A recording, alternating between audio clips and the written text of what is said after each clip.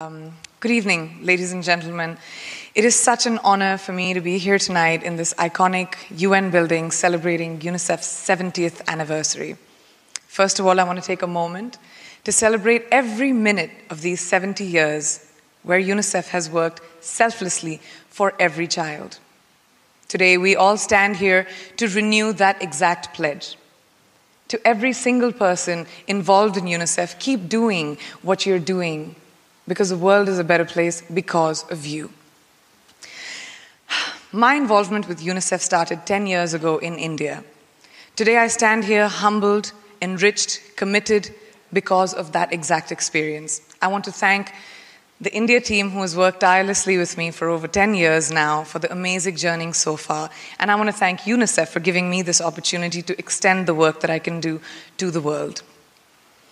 Everywhere we look today, you can see the advancement of man, how the human mind has basically invented, created, and built a whole new world.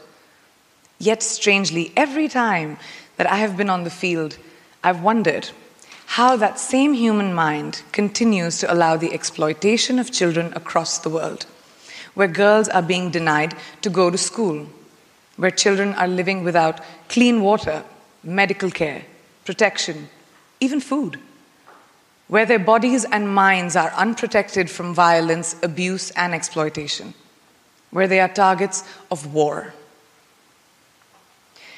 Every day, horrifying images, fresh horrifying images flash across our screens.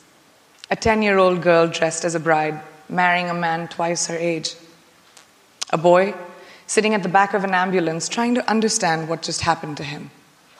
A girl watching her brother go to school as she prepares for another day of housework. A boy's lifeless body washing up on a beach far, far away from his home. Ladies and gentlemen, people of the world, we ask you to join us today to become the collective voice of oppressed children across the world in our fight against the injustices that they have had to endure every day. I thank you for being there today. I'm humbled, inspired even more as I look around and I listen to everyone here, not just to be a part of UNICEF, but to be involved with all of you individuals who have selflessly dedicated their voice, their time, their heart into helping the world see light, that we are seriously endangering our future, which is our children. I recently read a quote somewhere that being human is given, but keeping our humanity is our choice. So let's choose humanity. Let's choose to act now, let's choose to fight now, and let's choose to ensure a better world for our children and their children and the generations to come. My wish for children is freedom. The freedom to think, the freedom to live. Thank you very much. Good evening, ladies and gentlemen. This incredible panel of women that are so inspiring. I've worked with UNICEF now for about 12 years, and mostly with education and rights for girl children. Whether it was my travels around India, Jordan, recently to the Zatari camp with Syrian refugees, whether it was Zimbabwe, where the numbers are staggering. 1 out of 3 girls under 18 has been sexually violated. 100%. South Africa. Violence comes out in so many forms, whether that's sexuality, whether that is physical violence, emotional violence. The one thing that I have seen that usually works within communities is to be able to empower women and young girls, giving them the right to tell them it is okay, especially in developing countries like you were speaking, ma'am, right now, about if a girl wears a certain outfit, she's judged for it and she asked to be raped. Or if a girl hits puberty, she will not be allowed to go to school anymore because she might be raped. Or it might, and that will bring dishonor to the family.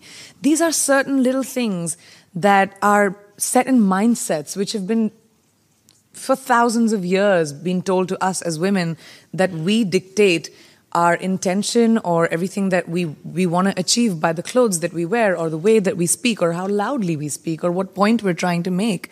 So what has worked is empowering these young girls and boys in schools, by telling them that a real man is not violent and a real woman is not tolerant of it.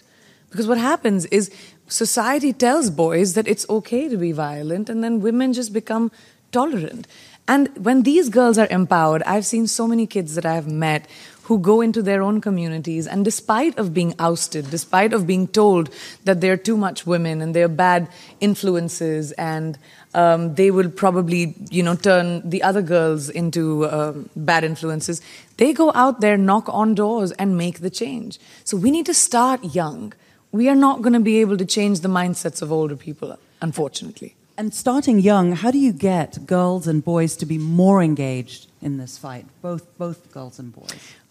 Well, again, I think, the fact that everyone sitting in this room, they are people who are influencers, governments, people in higher positions and platforms. Once you, like in India, for example, we have incredible laws that have been passed for the protection of women, which local and international communities have pushed the government to do. And now implementation is what is important.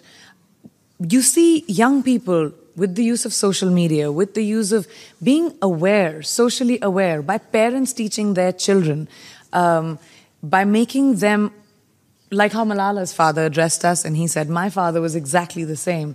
He told me that no one will ever tell you to not have an opinion, because that's the one thing that's taken away from a woman, is her opinion and her right. And my father empowered me to be able to sit in front of you and say anything that I want from my experiences.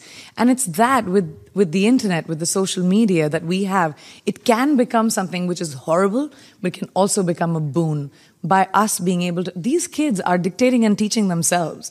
We're not going to be able to tell them this is how life is led. They're discussing it on their own. They're on their phones, they're on Facebook, whether I was at this Dari camp, whether I was in Rajasthan in India, whether I was in Zimbabwe. So the access and the information that we provide to them is very important. And UNICEF and so many other NGOs and amazing organizations are doing such great groundwork, which you said, going into the field and actually changing mindsets.